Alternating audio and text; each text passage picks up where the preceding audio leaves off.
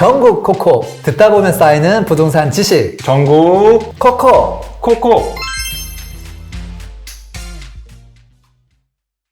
영구님, 네, 오늘 저희가 전국을 진단하는 전국 코코를 다시 시작하기로 했잖아요. 네, 제가 첫 번째 지역으로 잠실을 가지고 왔습니다. 네. 이게 계속 뉴스 기사, 단톡방, 커뮤니티 계속 언급이 되더라고요. 그래서 오늘 좀 잠실을 네. 한번 진단해 주시면 좋을 것 같습니다. 전국을 진단하는 전국 코코. 네, 옛날에 많이 했었죠. 네. 잠실 숙제를 주셔가지고 숙제를 좀 해왔습니다.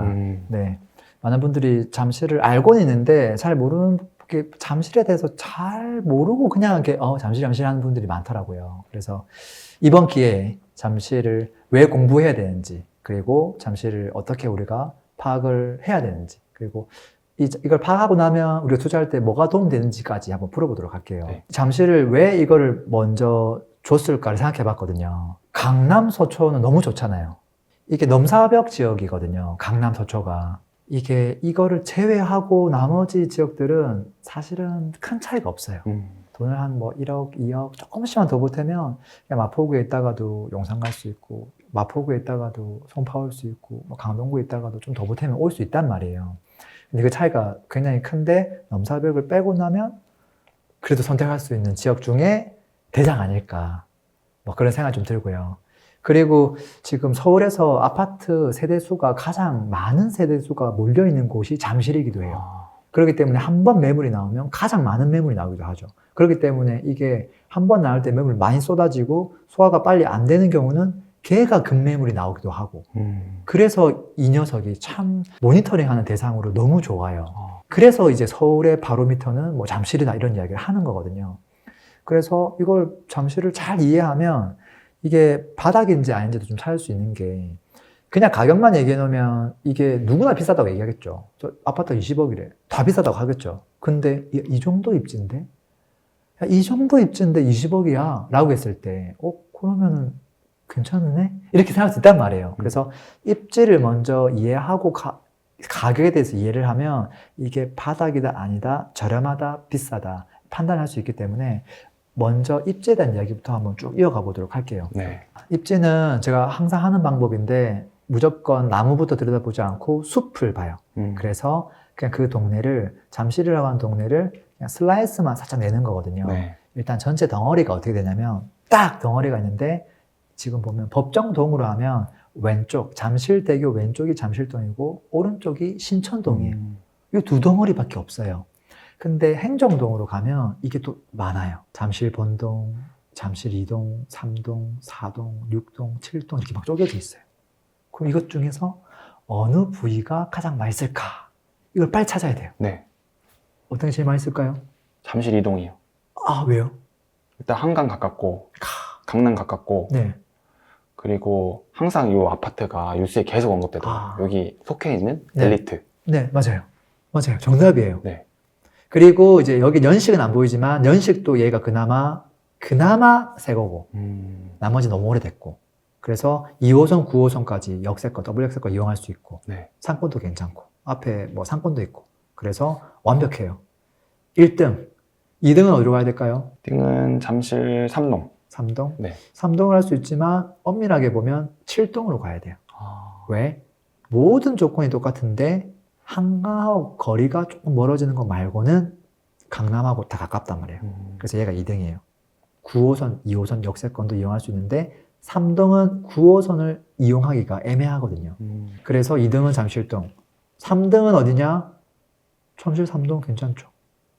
그리고 잠실 6동, 그 다음에 잠실 4동을 가야 되는데 갑자기 잠실 4동 치고 나오는 이유가 오른쪽에 올림픽 공원이 있어요.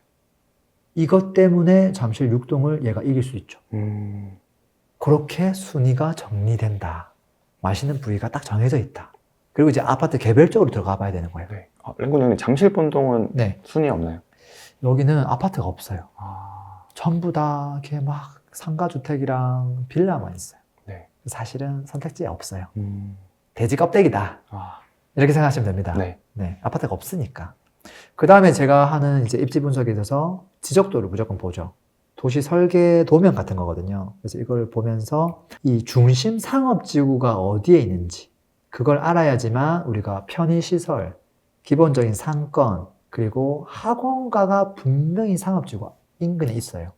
이걸 파악할 수 있기 때문에 이를 보는 거고요. 그래서 지금 파악해보면 롯데타워, 롯데백화점, 롯데마트, 홈플러스, 그리고 학원가가 올림픽공원역 아래쪽에 이쪽에 조금 있고요. 그 다음에 이쪽에 아까 우리가 본동이라고 얘기했던 그쪽 인근에 학원가가 조금 있어요.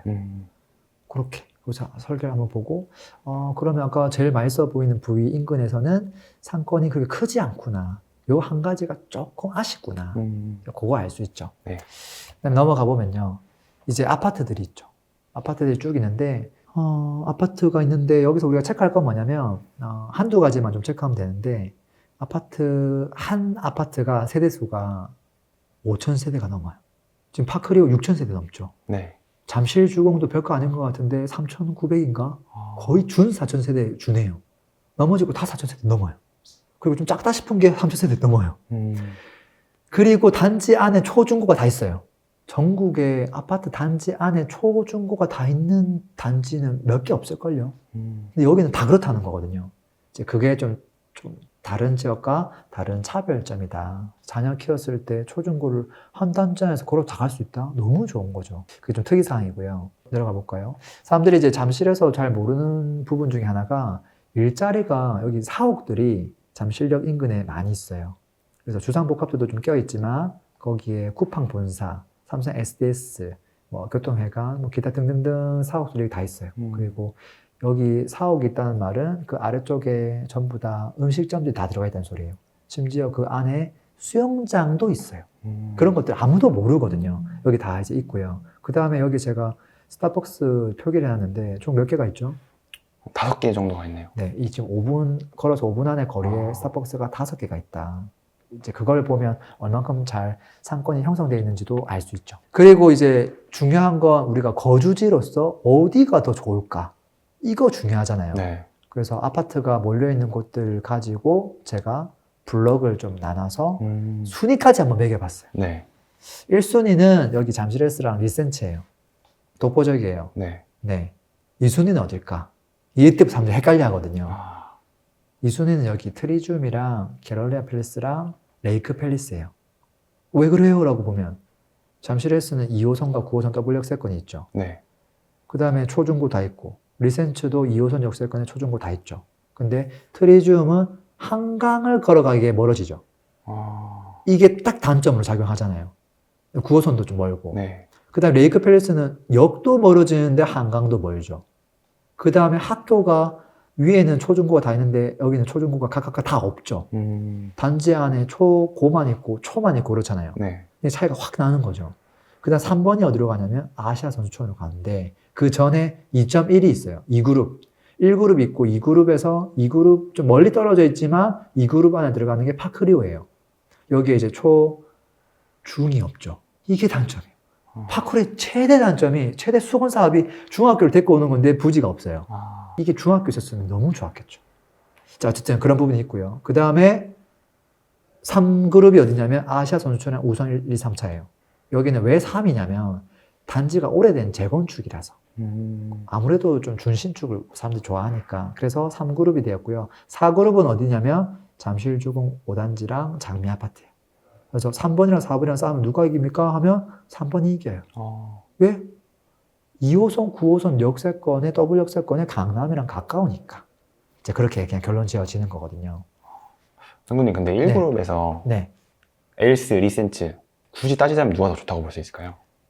또 토너먼트인가요? 네. 뭐 엄마가 좋아, 아빠가 좋아 이런 느낌인데 저는 리센츠에 한 표를 더 던져요. 왜냐면 고등학교 성적이 잠실구가 좀 더 좋아요. 그리고 조금 더 큰 평수가 리센츠에 있어요. 잠실 S보다. 네. 그리고 센터잖아요. 저는 센터를 좋아해요. 그래서 또 오른쪽으로 최대한 잠실역 석촌호수 조금 더 가깝다. 그거에서 점수를 조금 주고. 근데 큰 차이가 아니라 굉장히 미세합니다.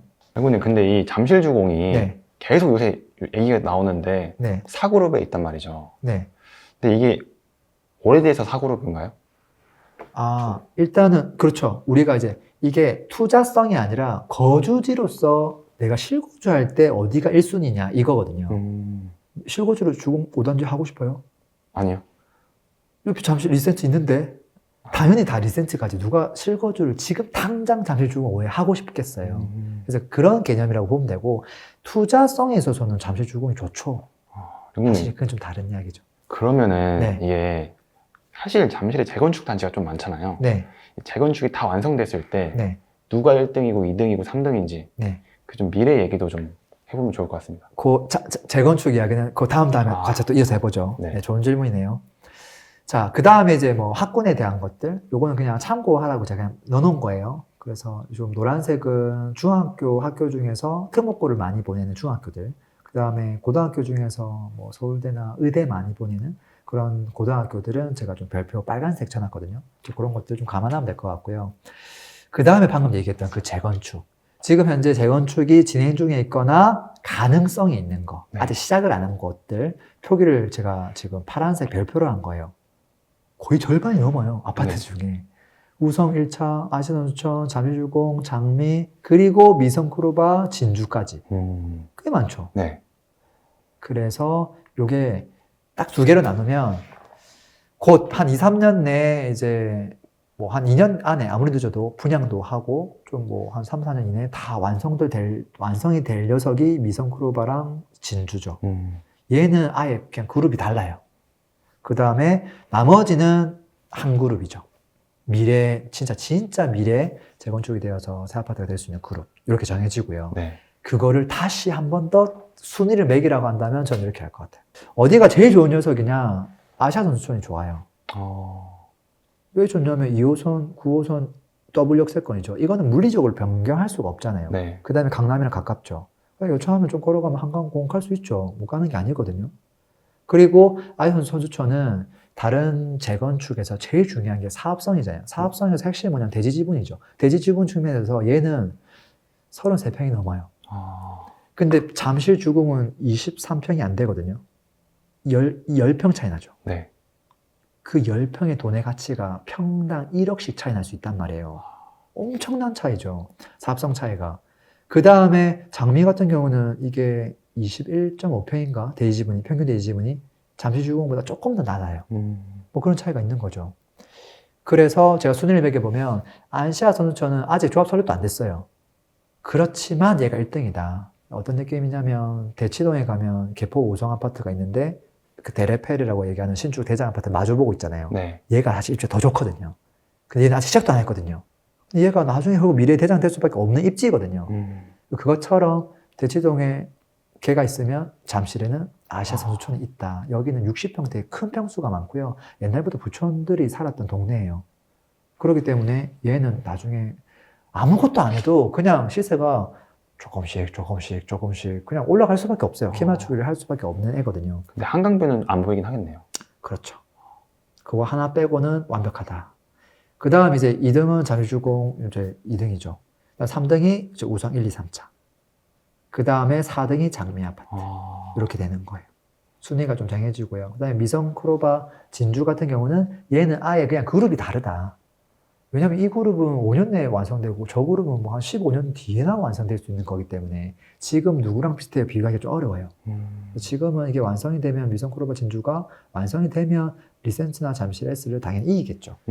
이기긴 하는데 약간 한계들이 있어요. 왜냐면 아까 저쪽보다 단점들이 많거든요. 초, 중, 고가 여기 없어요. 네. 네, 여기 여차하면 방이도로 가야 돼요. 고등학교도. 그리고 잠실고가 이게 남고라 가지고 또 여자는 별로 못 가고 여러 가지 단점들이 많아요. 그렇기 때문에 좀 아쉬움이 약간 있죠. 그래서 아쉬움이 없는 완벽한 애 누구냐라고 보면 아시아선수촌 완벽하고 새 골 바뀌었을 때. 그 다음에 잠실주공은 또 50층으로 고층으로 한강이 또 보이니까 또 그것도 괜찮고. 나머지는 이제 그 다음 순번 이렇게 깔끔하게 정리되는 거죠.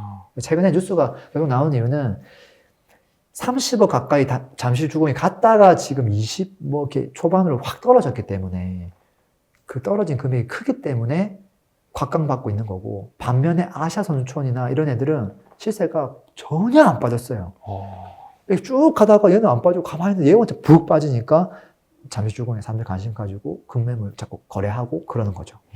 이렇게 보면 이제 아까 기축아파트 재건축에 대한 순위까지도 정리됐죠. 네. 그래서 실거주 들어갔을 때 우선순위가 딱 나왔고 투자를 고려했을 때 어디가 좋은지도 거의 다 답이 나왔어요. 네. 그럼 이제 입지에 대한 것들은 어느 정도 좀 파악됐다 봐지네요. 외국님 그럼 아시아 선수촌 네. 우성 1, 2, 3차 네. 잠실주공 5단지는 재건축이 다 되면은 네. 뭐 리센츠보다 훨씬 더 올라간다고 볼 수 있을까요, 가격이? 그건 당연하죠. 어. 연식 차이가 너무 많이 나고요. 네. 그에 준하는 단점들이 있어야 되는데 별로 없단 말이에요. 뭐 학교라든지 약간 있지만 네. 그거를 극복할 수 있는 장점이 더 많기 때문에 일단 기본적으로 다 이긴다고 봐야죠. 외국님 그럼 이제 오늘 네. 입지 알아보고 네. 이제 동 순위, 네. 아파트 순위, 재건축 순위까지 알아봤는데 네. 이 잠실을 좀 한마디로 정리하면은 네. 어떤 동네라고 할 수 있을까요? 잠실 너무 좋죠. 너무 좋은데 한 줄로 요약하라고 한다면 살기에 정말 지상낙원 같은 곳인데 내가 학군에 대한 욕심이 있으면 살짝 아쉬운 동네.